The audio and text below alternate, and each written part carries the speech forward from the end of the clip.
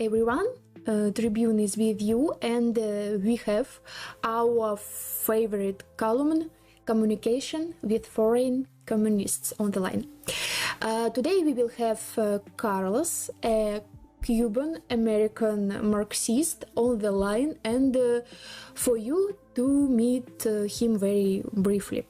But I will say a few words about him in more detail now. Carlos holds a Bachelor of Philosophy degree from Loras College and is currently a graduate student and assistant professor of philosophy at Southern Illinois University. Carlos' area of expertise is Marxist philosophy. By the way, we already have an article translated by Carlos in our group. Therefore, we will leave a link in the description. Who wants to get acquainted, welcome. Carlos runs the Philosophy YouTube channel to Esquire Philosophy and also leads the organizational works on the staff of Bernie Sanders. More precisely, he led in the 16th and 22nd years. Well, now directly to our communication. Carlos, hello. Could you introduce yourself, please? Yes, I'm Carlos Garrido. I'm a philosopher and occasional political analyst. I'm an editor at Midwestern Marx and the Journal of American Socialist Studies. I'm a Cuban American, which is it's weird for the fact that I'm a Marxist-Leninist. When you think of a Cuban in the U.S., you usually think of what we call gusanos.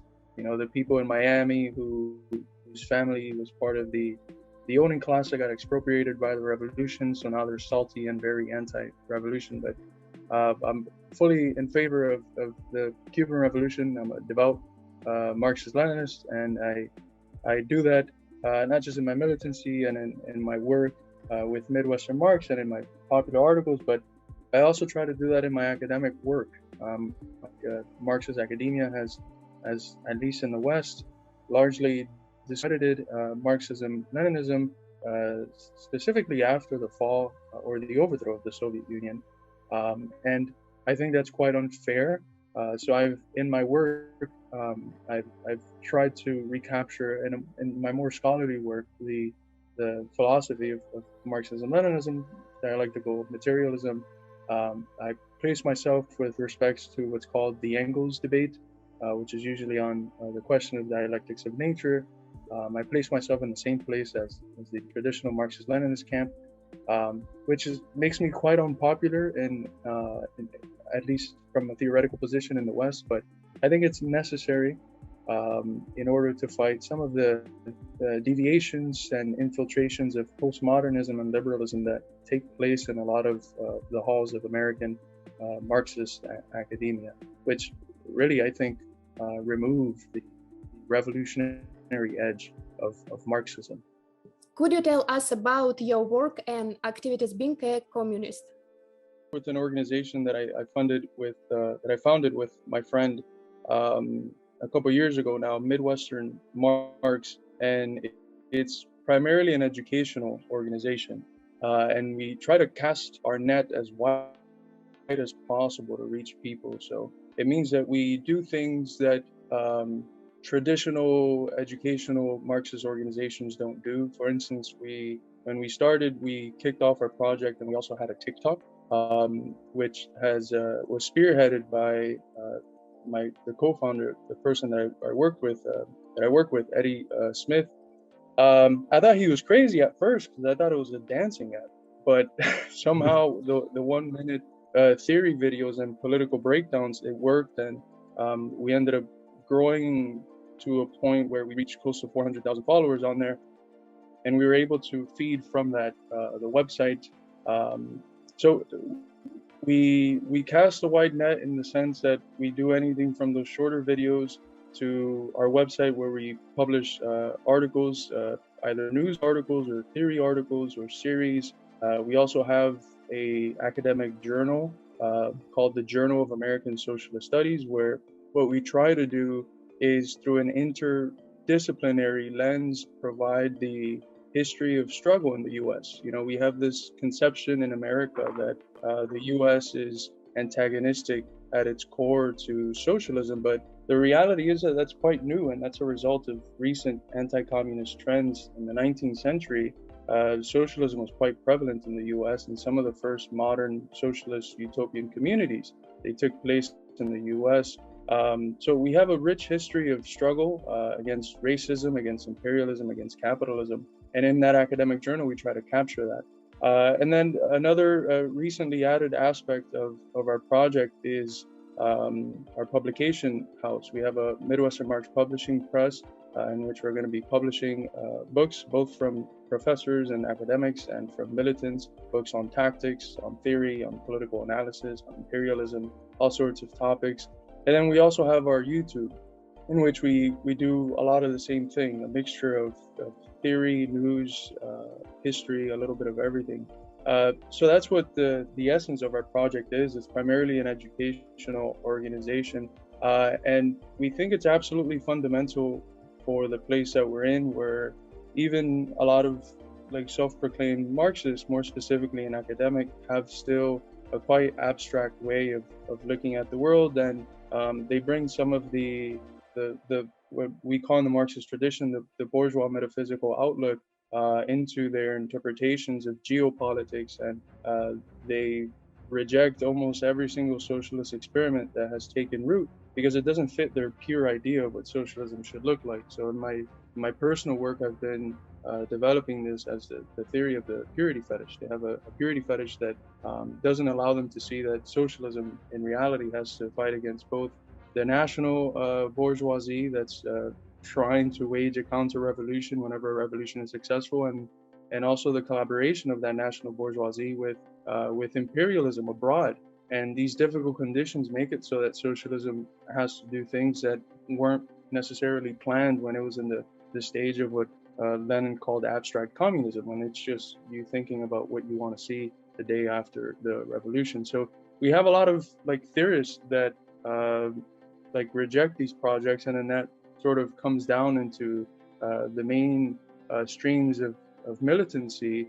So for instance, when before the person who I co-founded Midwestern Marx with, before Eddie and I founded the project, we were working within this Democratic Socialist Organization, DSA.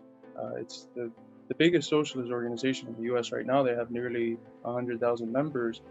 And we saw in a socialist conference in 2019, they had speakers that was not just an event led by them, but by some of the other prominent left-wing spaces in the US. They had an event with speakers that were criticizing Venezuela, calling Maduro a tyrant, and that was at the height of the attempted US coup in Venezuela, when the puppet of what's his name, Juan Guaido, was being tossed around. But they had speakers against Cuba, calling Cuba a dictatorship, and not in the sense that we use the word, which is more positive, a dictatorship of the proletariat or of the peasant people, but they were criticizing Nicaragua, and we came out of it like, what the hell is going on here? You know, how are these people socialists? But point at every single socialist revolution that has taken place and criticize it and say, oh no, that's not socialism. That's anti-democratic. That's state capitalism. It's this and that. And again, not in the like non-derogatory Leninist sense in which we use it in a more technical way. So we came out of it with a feeling of kind of disgust, because if you're a socialist and you're trying to convince the working masses that socialism is in their interest, how are you going to point at every other place that socialism has attempted to take root in and say, oh, it's a failure, they failed? It's almost chauvinistic, because that means that, well, everyone in the third world failed at socialism, but we, the virtuous West, we're the ones that are going to get it right. So we rejected that tendency in the creation of our project. And as far as the sort of work that we do as communists, a big part of it is battling against the ways in which the imperialist narrative filters itself within the dominant Marxist discourse or socialist discourse in the US, but also just other sorts of deviations from the traditional Marxist focuses on class struggle. We noticed that a lot of the socialist left wasn't really focused on organizing the working class.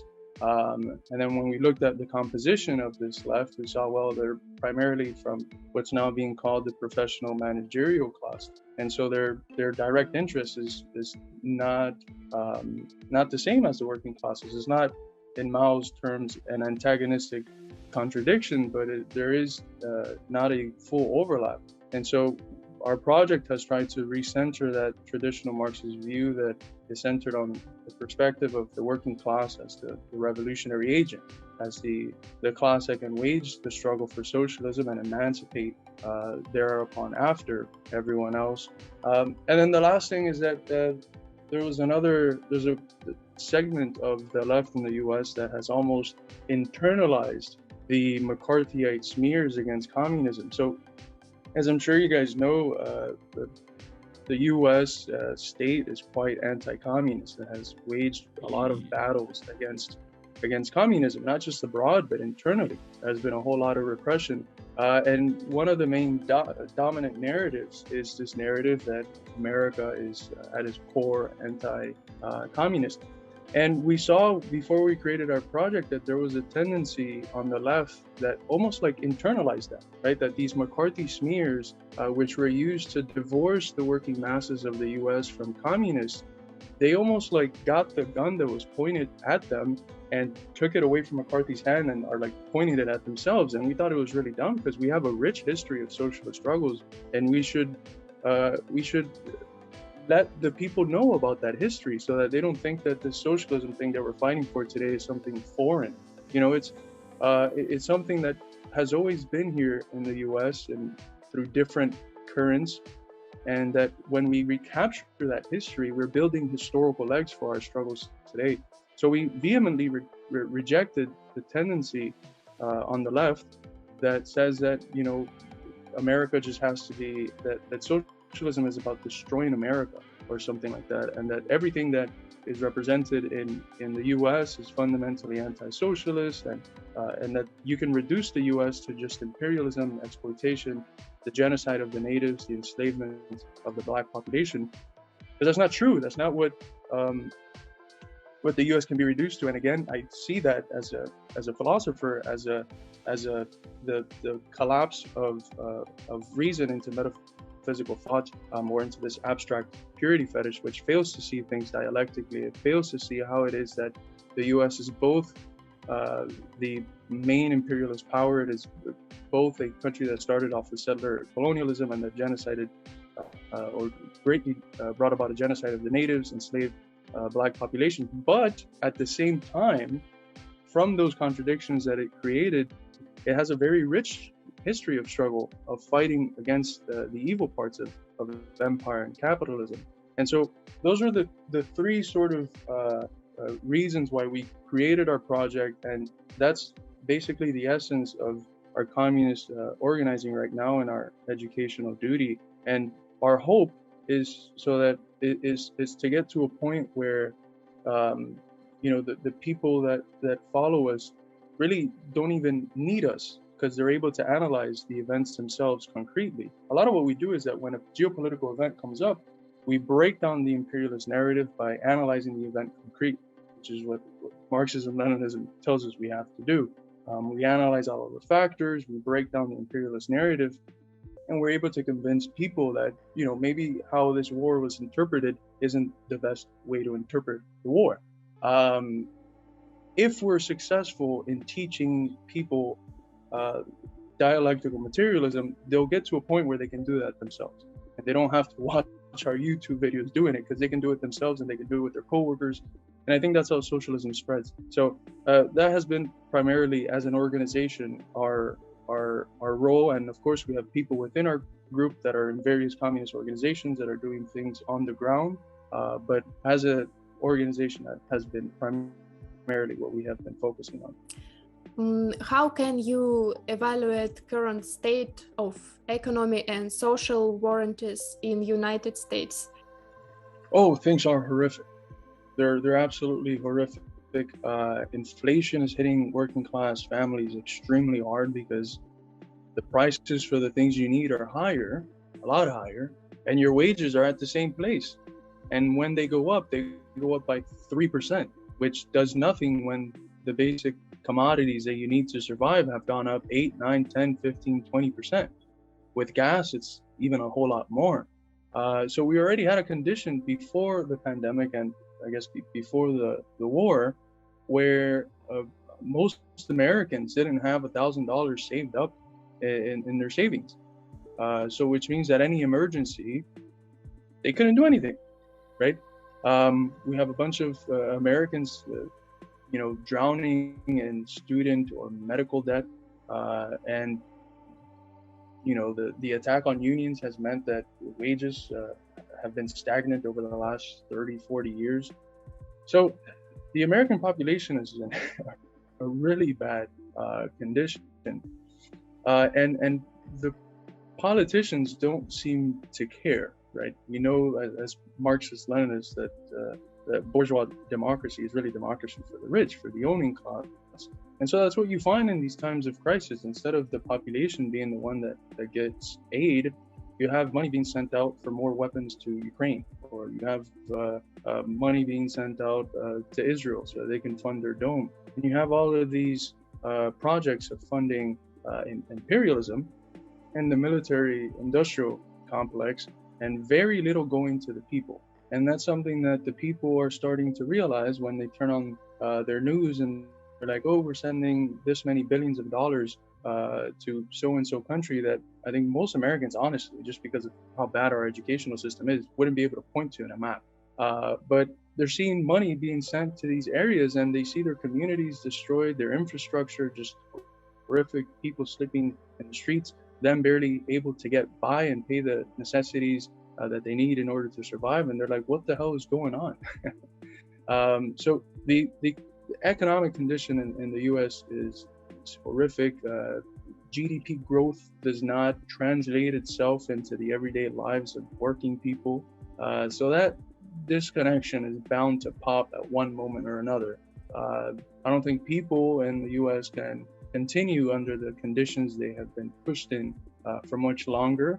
And that's where the sort of fascist threat comes in, because there's different ways to channel that energy. You can channel it towards bigotry, or you can channel it in a revolutionary manner. And our hope is to be able to get that dissenting energy that capitalism creates with its crisis and with the absurd positions it puts the masses of its people in, and use it in a revolutionary manner. In the United States, feel about communist ideology?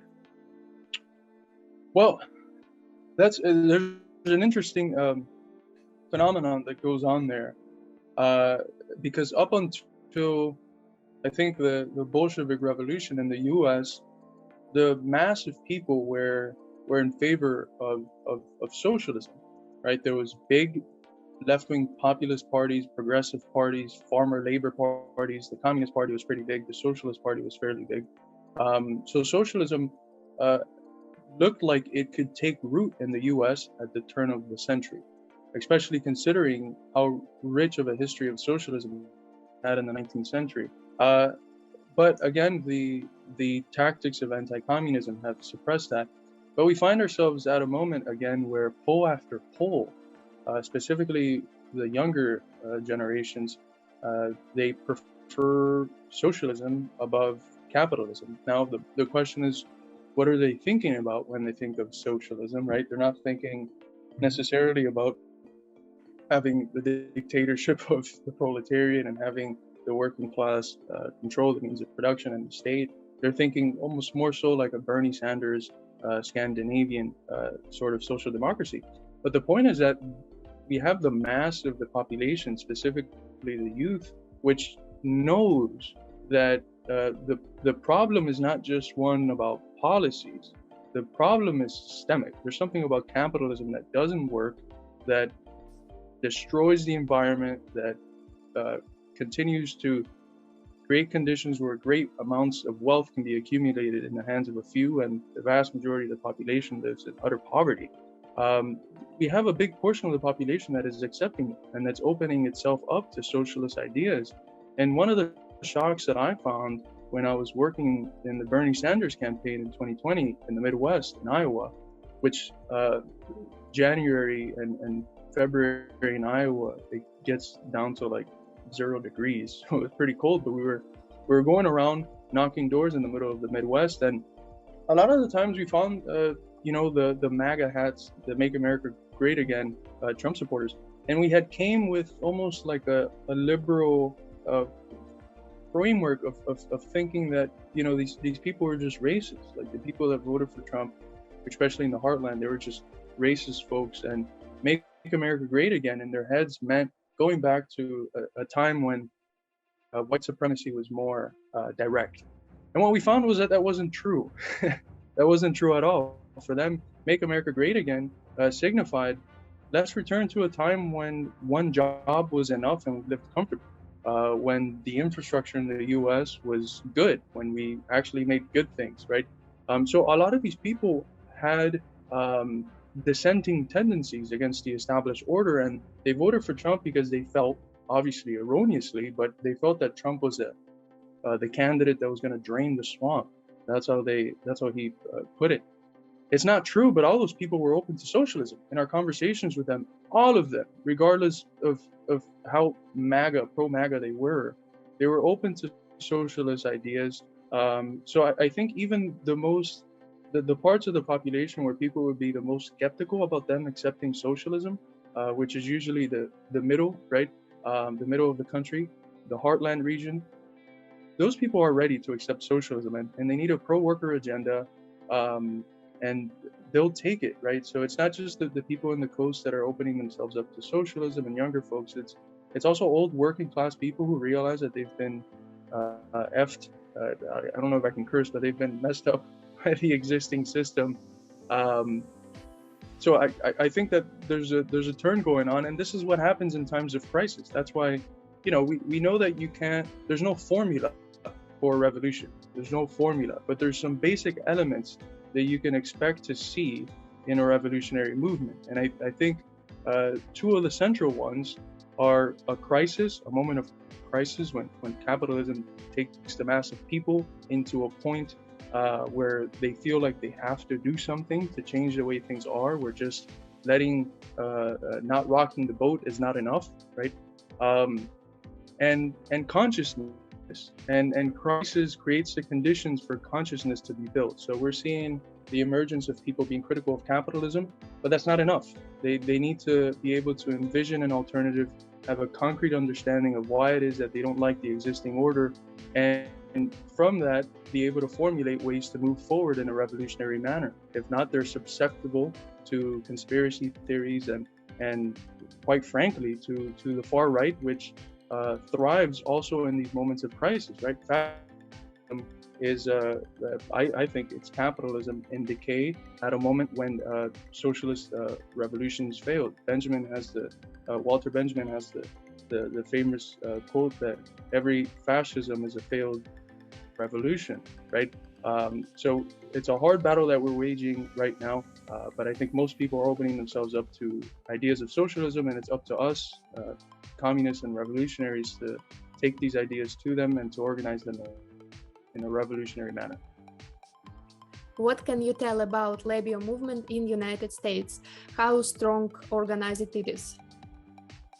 Yeah, so since almost the beginning, we've had bourgeois tendencies in the labor movement, but really in the 20s and 30s, you have a really good unity of communist activity and labor unions. You have the Congress of Industrial, the CIO, the Congress of Industrial Organizations, and that was basically like a communist union at the time, and they ended up expelling all the communist leaders. So there's a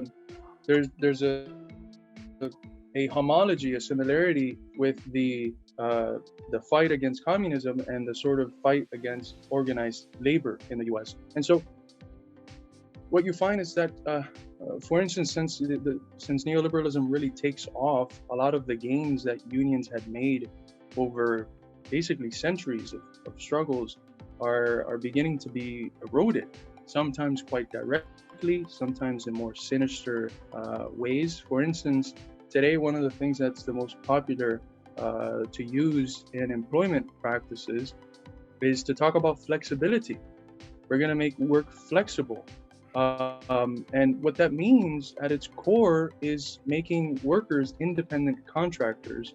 And when you do that, you are eliminating the responsibilities that, as an employer, you have towards your worker. And those are responsibilities that have been fought for a very long time. These are things that are taking place not just in like automobile, not automobile, but transport, like Uber, Lyft, right? There was a Proposition 22, which passed in California, which basically institutionalized categorizing these workers in these industries as independent contractors. But it's also happening in rail. It's happening with truckers. So it's a widespread thing, and that's one of the more sinister ways in which labor has been attacked. But there's a few. People usually trace it back to neoliberalism and the Reagan-Thatcher era. But before that, in the U.S., you have the Taft-Hartley Act in 1947, which creates the conditions for right now, like right-to-work laws, which are just horrific. They in essence mean that workers can just get fired for any reason, and the boss doesn't have to say why they're fired. In a lot of cases, they prevent unionizations. For instance, in Iowa, teachers are prevented from trying to create a union, right? So it's not just that like the battles being waged by organized labor are made more difficult, but even creating the possibilities to organize itself is just made almost impossible. However, over the last 2 years, that has been changing. Last year, we had something called Striketober, in which there was a wave of strikes from Kellogg workers, Alabama coal miners, John Deere workers, Hollywood workers, nurses, teachers. They went on strike all throughout October. Some had been striking before that, some stayed striking after that. You also have unionization campaigns, for instance, in Starbucks. You had the first successful unionization campaign in Starbucks last year, and now I think you have a few hundred that have passed and that will be unionized. And that's what we find, that once you unionize one place, when you begin to organize, it creates a positive feedback loop where other locations begin to do the same. But I think the biggest victory that we've had in a very, very long time, decades, maybe even a century, has been, or just under a century, has been the organization of Amazon workers through the Amazon Labor Union in New York. Amazon is the second largest employer in the U.S., and the way it seems, pretty soon it will be the biggest. It's a giant monopoly. And what you had was an organization that organized in a very grassroots manner, without help from really the established progressive political camp of politics, without help from really any of the big institutionalized unions. And they beat the second biggest company or the richest man in the US and the second largest corporation in the US. They beat them. And the way they did that was in a manner which was very connected to communist organizing. The Communist Party had salters, which is a term for people that go into work in order to organize workers, right? And a lot of the phone banking that they did, the activities that they did, those were done by both the workers in those industries, but united with people from like the YCL. And you look at the book that they were promoting, William Z. Foster's American Trade Unionism, which William Z. Foster, for the audience, who's one of the former leaders of the Communist Party, I think, in my opinion, probably the one that's the most memorable and that people generally like the most, and the one that, in my opinion, at least wrote the best books. But they were using his book to organize, and this has been just common knowledge. Everyone has been well aware that this labor victory was very connected to using the tactics that communists laid out in the 40s, and that communists themselves were participating in the organizing of these workers. And that means that, it's you're not just building class consciousness, you're building socialist consciousness, and you're having the sort of unity in the organized labor movement with communist militancy that is necessary for, I think, any revolutionary movement. So yeah, you had the YCL, I think some PSL people were there, and that sort of unity is something that we've been missing for a very long time, and it seems to be working now. So that's the hope we kind of all have, right? Could you tell us about communist movement in United States of America, organization, parties, and local specifics? Yeah, so we have quite a few communist organizations. I think primarily we have the Communist Party USA, which is I think behind the Socialist Party, the oldest sort of Marxist party that we have in the US. Was founded in 1919 as a split from the Socialist Party. And the Communist Party has a very rich history. It's a history that usually people try to break off in the 50s, but they've had a lot of a big role in the civil rights movement and in other struggles that have been waged after the 1950s, when the history of the Communist Party for many people supposedly ends. But it's a party that, because of the immense amount of resources that imperialism spends on destroying any sort of communist movement internally, on trying to infiltrate organizations and break people apart and promote sectarianism. It's an organization that was quite weak for the last few decades, just like the labor movement. But it's picking up speed. There's a lot of members joining the Communist Party, and it's becoming a whole lot more popular. Some of the recent labor victories that we've seen with, like, organizing Amazon, the Young Communist League was a big part of that. But besides the Communist Party, you have a few other communist and socialist organizations. One of them is the Party for Socialism and Liberation. They've been running presidential candidates for the last 3 elections, and I think each time they've doubled their votes. They had like close to 80 or 90,000 votes in 2020. The candidate was Gloria Lariva, and she was running with Bernard Couture, who was a member of the American Indian movement, who was unjustly incarcerated, I think in the 70s. But there was a big movement in the Soviet Union when he was incarcerated to free him. But that's also a great organization with a lot of members that they're doing, again, fantastic work.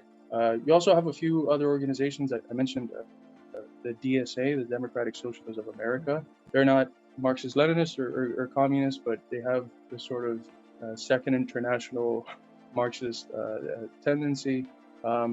There's another organization, Freedom Road Socialist Organization, which I haven't really heard much of, but they seem to be collaborating with other organizations and doing good work.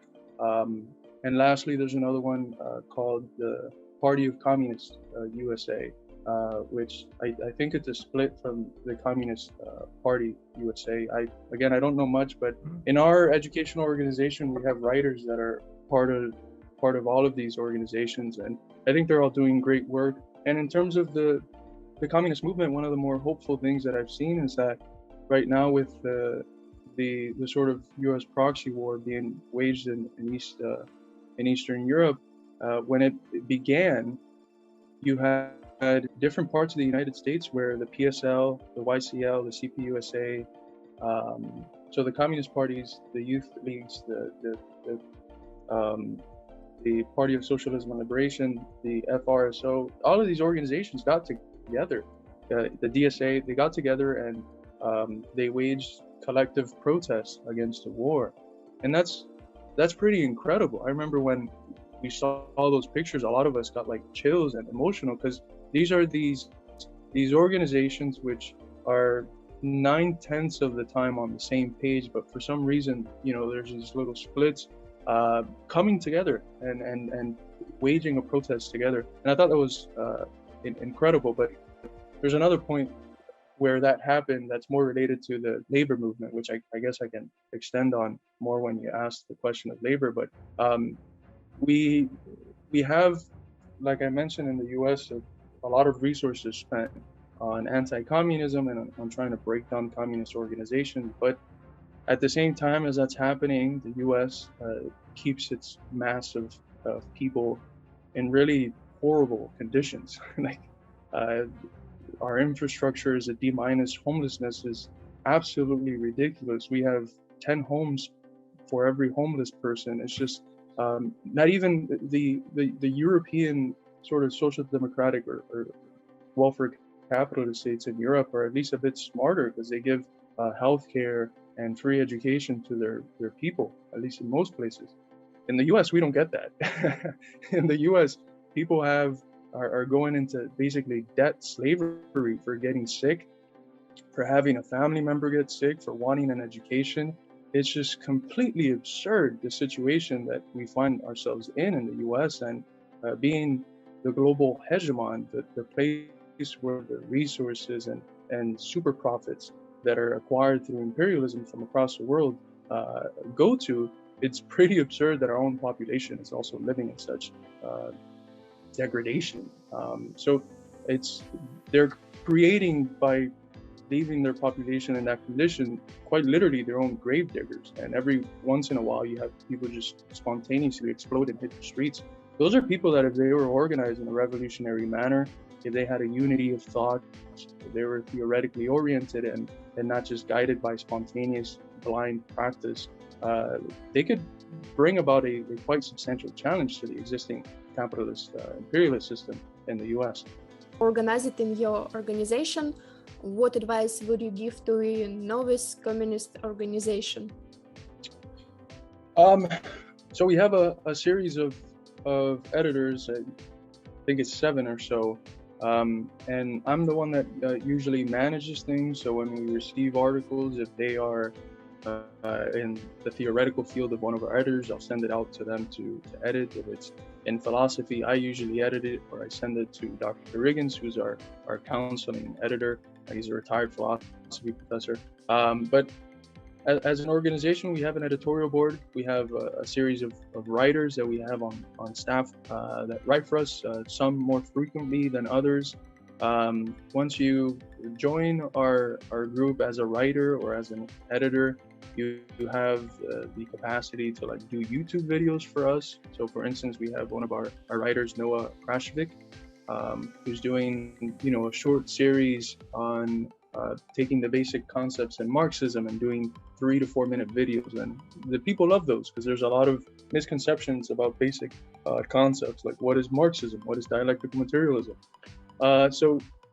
Like I mentioned at the beginning, we try to cast our net quite wide, but as an organization, we have an editorial board, our writers, and we have graphic designers, which are quite helpful, specifically when it comes to doing the academic journal, which, although it's academic, we add an element of design and art to it.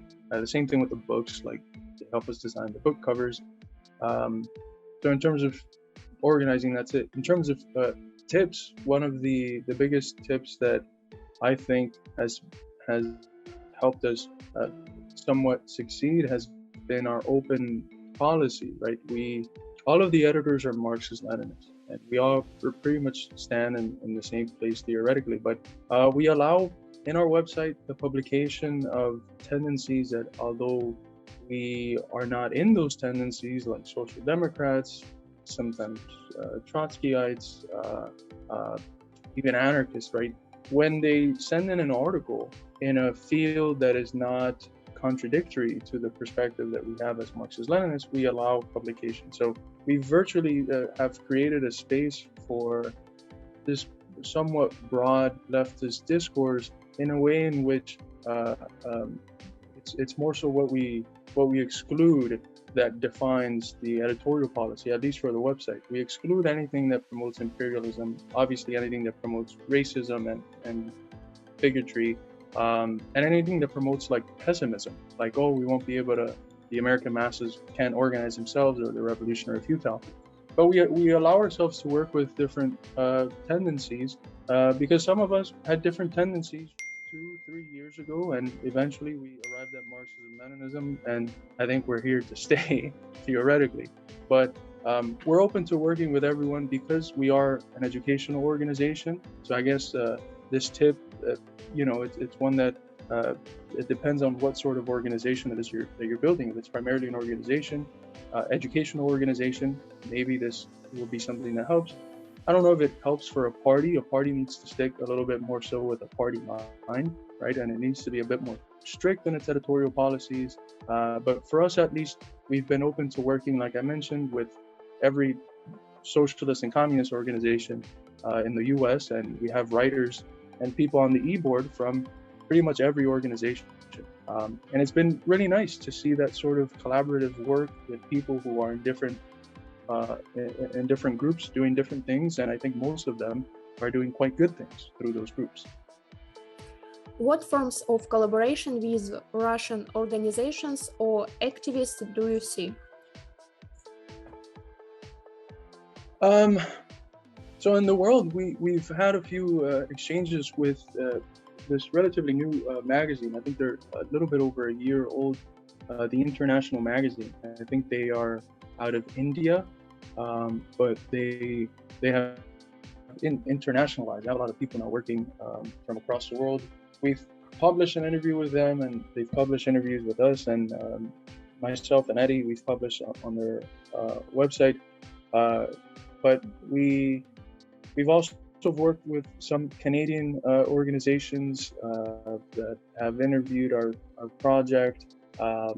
In terms of one of the things that we'd like to do is republish specifically from communist parties and like communist theoretical journals on our website, because it brings about something that the readership doesn't often engage with if they go to like other websites. So in terms of Russia, we specifically now during the conflict, we've been publishing a lot from the CPRF, the Communist Party of the Russian Federation, and while we also publish other things that are from other organizations that have somewhat different views on the war. But in terms of organizations in Russia, we don't have as many connections as we wish we would have had. Now we're hopefully establishing a connection with you all. But we like to think that we're very internationalist in orientation. We have right now 3 translators from Spanish to English, so that we can start translating work from different journals. We translate the theoretical articles that are published in Granma, which is the outlet of the Cuban Communist Party.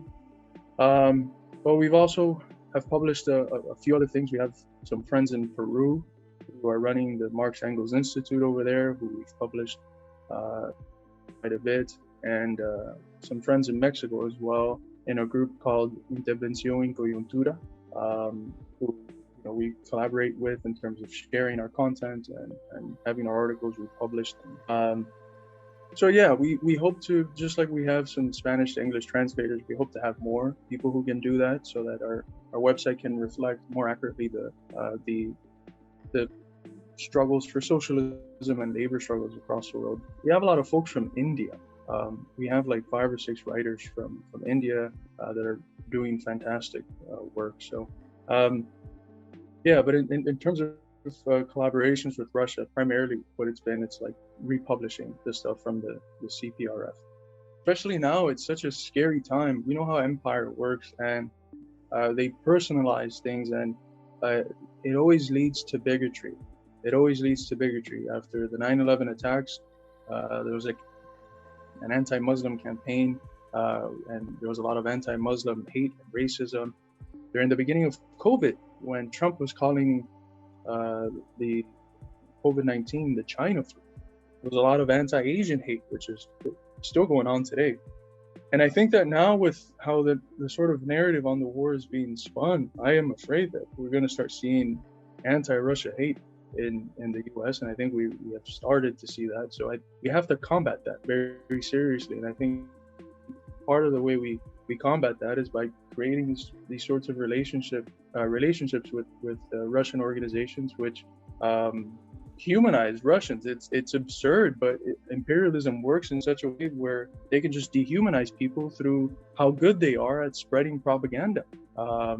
And sadly, with this latest war, a lot of people in the West have eaten it up, and there are people who should have known better, but they've been eating it up. And I think these sorts of collaborations obviously help and break down some of the potential bigotry that might develop out of the anti-Russia propaganda that's escalating now, not just because of the war, but because of the general point that we find ourselves in geopolitically as we enter a multipolar world, and as countries in the East, Russia and China, and one can even add India, begin to present some form of a challenge to American imperialist unipolarity.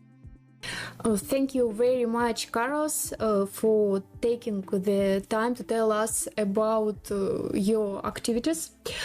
I'm sure that our viewers will be extremely interested in this. In general, the experience of communication and cooperation with foreign comrades is very important and necessary.